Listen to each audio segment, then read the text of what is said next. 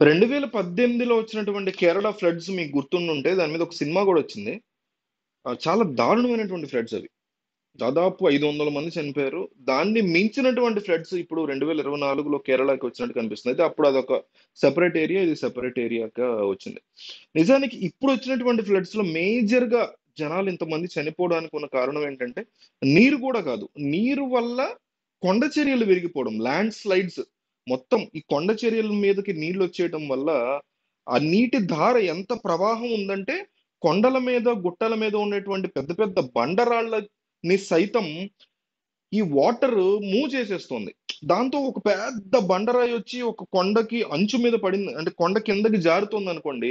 ఆ పెద్ద బండరాయి జారుతున్నప్పుడు పక్కన ఉండేటువంటి ఇంకా దానికంటే కాస్త చిన్న ప్రతీది కూడా మూవ్ అయిపోతది గదా! అవన్నీ మూవ్ అయిపోయి కొండల మీద, గుట్టల మీద వయనాడ్ ఏరియా అంతా కూడా కొండలే గదా! ఆ గ్రామాల మీద ఆ రాళ్ళు పడిపోతున్నాయి వచ్చి. అంటే జరిగిపోయింది ఇదంతా.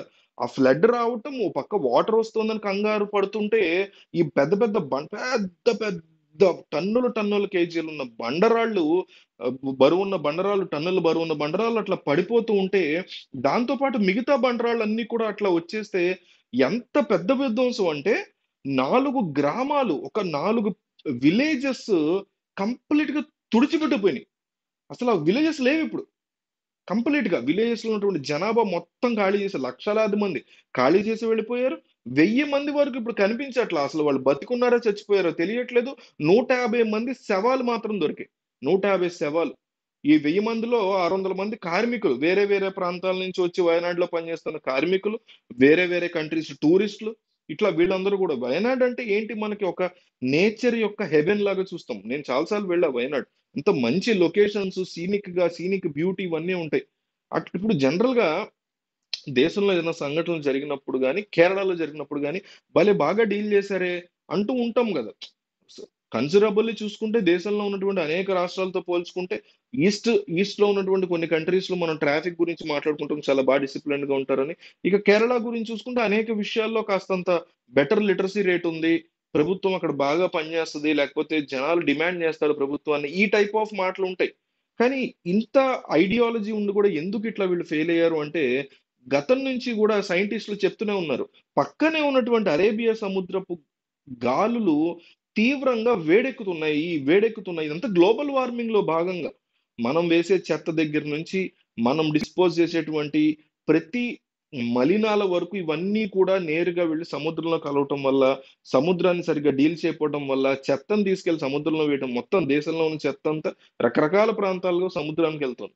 అది అట్లా హీటెక్కి అట్లాగే ఎయిర్ పొల్యూషన్ బాగా హీటెక్కి అది నేరుగా నెమ్మదిగా అంటే ఓవర్ ద ఇయర్స్ జరుగుతదిది. ఒక్కసారి జరిగేది కాదు. గత 30 ఏళ్లుగా, 20 ఏళ్లుగా జరుగుతున్నటువంటి సిట్యుయేషన్స్.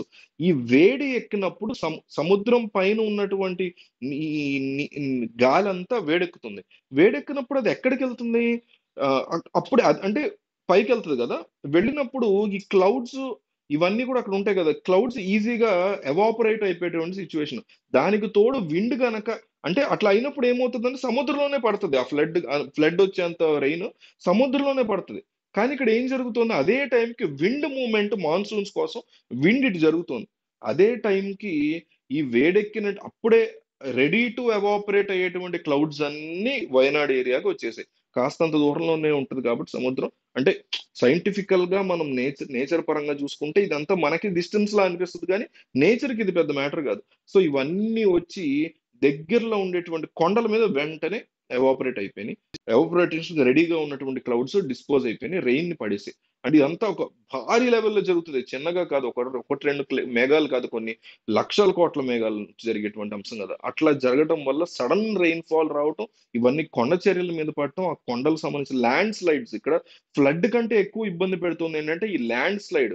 ఇప్పుడు నేను ఉంటున్నటువంటి ఈ ప్లేస్ ఉంది. ఇది ఒక కొండ మీద ఉందనుకోండి. కొండ గుట్ట మీద నేను కట్టుకున్నటువంటి ఇల్లు. సడెన్‌గా వందల బండరాళ్ళొచ్చి నా ఇంట్లోకొచ్చేస్తే నేను బతుకుతానా? చచ్చిపోతా గదా! అవన్నీ వచ్చి మీద పడితే ఇంట్లో సామాను మొత్తం అట్లాగా ఊళ్ళు కొట్టుకెళ్ళిపోయినటువంటి పరిస్థితి. పోలీస్ స్టేషన్ లేదు, స్కూల్ లేదు, ఇది లేదు, అది లేదు.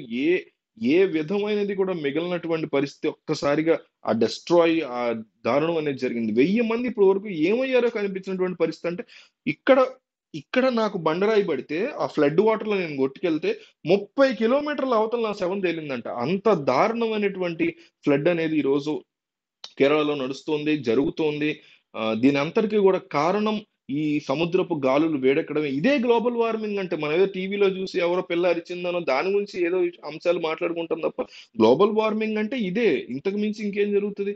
ఇట్లా ఇది ఇక భారీ లెవెల్స్‌లో రిపిటీటివ్‌గా నార్మల్‌గా ఎవ్రీ మంత్ మాన్సూన్స్ ఎట్లా వస్తాయి, ఇక మీద ఎవ్రీ 5 ఇయర్స్‌కో, 2 ఇయర్స్‌కో ఫ్లడ్స్ రావడం స్టార్ట్ అవుతాయి. ఈసారి కేరళకొస్తే, ఇంకోసారి ఇంకొకళ్ళకొస్తే తమిళనాడు ఎప్పుడు వస్తూ ఉంటాయి. మన రాష్ట్రంలో గూడా వస్తూ ఉంటాయి.